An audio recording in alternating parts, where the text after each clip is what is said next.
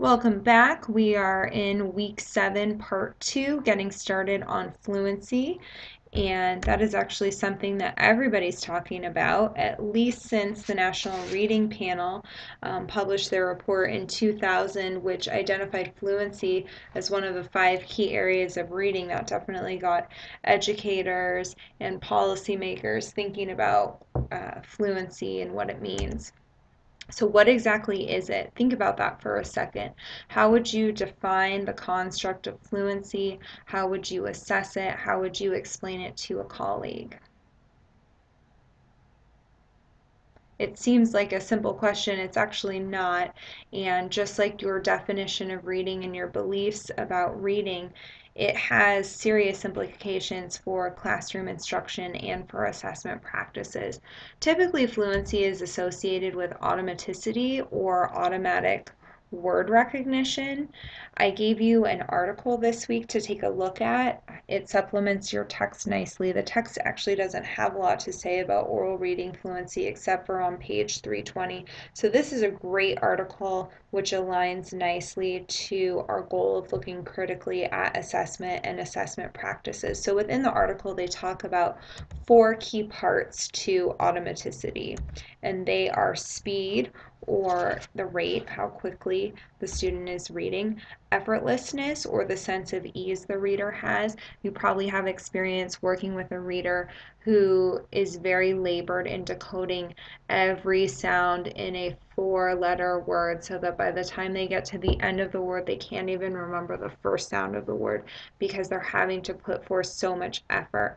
And so it's hard to be a fluent reader and to make meaning of what you're reading when you're not reading effortlessly.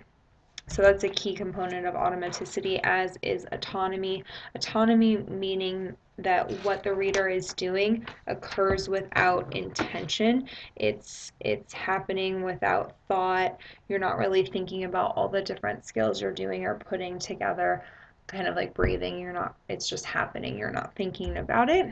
And then lastly is the lack of conscious awareness, very similar to autonomy, but this just means that you're not focused on each of the sub skills that you're doing when you perform the process of reading. So really, who cares about what fluency is and what it means? Well, as I implied previously, the implementation of fluency instruction has major ramifications for assessment, intervention, and the student's attitude toward reading. So in the classroom, if you're really pushing reading for speed, that's what the student's going to pick up is the goal and the priority for reading, versus we always want to emphasize meaning and reading for meaning and comprehension. So there are definite ramifications on your classroom practice based on your interpretation of the word fluency. So moving forward, what else is fluency? It actually isn't just automaticity. It takes into account prosody, which is the appropriate expression or emotion, the intonation coupled with phrasing that allows for the maintenance of meaning. The article discusses the relationship between prosody and comprehension. Is the reader reading with prosody because they comprehend what they're reading, or is reading with prosody helping them to comprehend better? So kind of chicken and the egg, what comes first, prosody then comprehension, or comprehension then prosody? It's still very unclear. Prosody most commonly is measured by rating scales like the NAEP Oral Reading Fluency Scale. There's also a scale by Rosinski that I put on titanium for you. Either or will work as a measure of prosody, but you're going to want to use the NAEP for your participation activity this week where you're doing a running record, but then also scoring it using a prosody measure. And then the recommendation is to not use simple passages because anyone can read with prosody on something that is significantly below their grade level. You want to give something that's closer to their skill level to see a more accurate reflection of their prosody. Oh, wait, there is more. There is definitely more to fluency than just automaticity and prosody. Those are the first 2 pieces, but we also need to think about speed and rate, accuracy, and then skilled reading, which is the ability to decode and comprehend at the same time. All right, so the winning definition for fluency. Fluency combines accuracy, automaticity, and oral reading prosody, which taken together facilitate the reader's construction of meaning. So even though fluency is typically associated with rate and accuracy, the ultimate goal is that construction of meaning. So fluency is there to facilitate the construction of meaning. So that's skilled reading of can they decode and comprehend at the same time. So it is demonstrated during oral reading through ease of word recognition, appropriate pacing, phrasing, and intonation. It is a factor in both oral and silent reading that can limit or support comprehension. So like we talked about, that labored reading is going to limit comprehension, but the automatic reading is going to support comprehension. So how do we assess fluency now that we know what it is? Well, the article actually shed some light on constrained versus unconstrained measures, and a constrained one is one that has somewhat of a quicker time frame. It's able to be developed over a relatively brief period of time.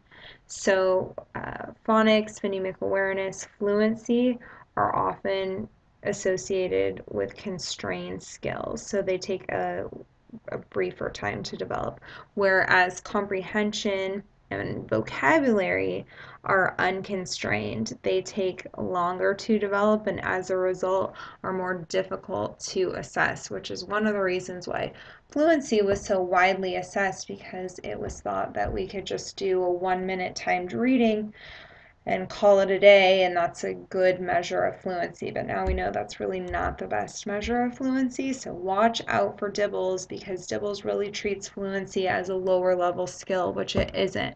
Fluency is decoding and comprehension happening at the same time, which is more difficult to measure than words correct per minute. So strictly looking at the reading rate actually oversimplifies the relationship between word recognition and comprehension. So if fluency truly is the relationship between word recognition and comprehension, the assessment should reflect that. And then there are times when a slower reading rate is needed for comprehension. For example, if you were given a technical manual or perhaps a research article that had a lot of terms and theory in it, you would probably slow down and use a lot of monitoring, which is appropriate and welcomed for that type of reading, which might be why a student's expository reading level is lower than their narrative reading level. So we want students to slow down so that they can achieve that comprehension, but just measuring their rate or speed is going to give them the impression that you shouldn't ever slow down, and we definitely don't want to communicate that message. So recommendations for assessments. The assessment must be more than the words correct per minute, as I just explained. You can use a running record. You can also do a miscue analysis on your running record. Now, both of these topics will be covered in the next parts of our lecture this week, and I'm very excited to announce that we have a guest lecturer, Dr. Erica Bowers from the Reading Department, who is teaching 581 right now, the other clinic course, and she actually just got done talking about running records, miscue analysis, QRIs, and she said that she would love to be a guest lecturer. So you will be listening to her. I figured after 7 weeks of listening to me, you would like a change. You will be listening to her in the next 2 sessions. Also for assessment, you need a prosody indicator. I already talked about the NAEP Oral Reading Fluency Scale, which will be on titanium, as well as the Multidimensional Fluency Scoring Guide, which is by Rosinski. And then lastly, A recommended assessment for fluency should have a measure of comprehension. So that could be a retelling rubric. It could also be questions focused on different levels of comprehension. So the QRI has both a retelling piece as well as explicit and implicit comprehension questions. All right, so your assessments for the upcoming practicum session, I already talked about a little bit, but you're going to want to do the QRI for narrative and the QRI for expository, and then you need to do one additional fluency measure, which could be a running record on any text. It could be a timed fluency assessment if you see your textbook, page 320. You can get out your core and do the multi-level academic skills inventory, but please make sure you read the directions carefully because you actually have to give 3 assessments and then take the median score for that. And then you could also use one of those oral rating scales as you do a running record to measure prosody. All right, lastly, wrapping up, I wanted to give you some strategies for developing fluency since I know you will be developing interventions if your student is in need of some work in the area of fluency. The best thing to do is consistent practice and repetition, thinking about the Matthew effect, the rich get richer. So the more you read, the more you gain in sight word knowledge, decoding skills, vocabulary, comprehension. So consistent practice and repetition is very important, as is wide reading of text. So reading different genres, seeing words in different contexts. You want to read across genres, across contents. Next strategy is the neurological impress method, which is a pretty fancy way of just saying that you have the student sitting in front of you so that you can point to the material the student is reading and then read it into their ear. So basically, you're reading into their ear and pointing to the words as the student is reading with you. Dyad reading is very similar, except pairs of students do it, where there's one team leader or lead reader who is more proficient in reading, and they are the one that leads the other student. And they share one book and sit side by side while reading. The leader sets the pace of the oral reading and points to each word with his or her finger while reading, as the assisted reader reads along orally. You can also do some echo reading where the teacher reads and then the student repeats what the teacher has read.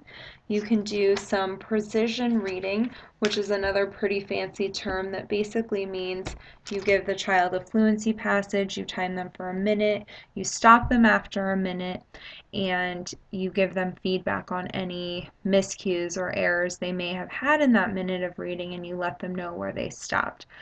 Then they attempt to read it again, hoping to surpass where they stopped initially and to correct those errors they had initially. You give them feedback again, and then you can continue doing that cycle. That would be precision reading. Reader's theater, I'm sure you are pretty familiar with. It's a pretty popular strategy with most students where students have a script and they're acting, and basically this is just a more engaging way to do a repeated reading. Instead of having them read a passage over and over again, it's a little more fun to act it out and do a reader's theater. And then another pretty common practice is shared reading, which was derived from the whole language theory and is really designed for beginning readers in mind, where all students have the same text in front of them, maybe a big book, maybe a song of the week, and they're all pointing to the words and reading it together, led by the teacher. All right, that is all I've got for you on fluency. Again, you're going to want to listen to our guest lecturer, Dr. Erica Bowers, talk about running records and miscue analysis, pretty big topics that will help you with your QRIs. To launch you, I have a quote from Ken Goodman, the founder of miscue analysis, who said, "Everything people do, they do imperfectly. This is not a flaw, but an asset. We are concerned with why people do what they do and with what we can learn about language processes from observing such a phenomenon." And so I'll leave you with those key thoughts on miscue analysis and how our goal is really to think about why students are reading what they're reading, what cueing system are they using, and it really gives us a lot of information about how students are approaching a text. So enjoy Dr. Bowers, and I will see you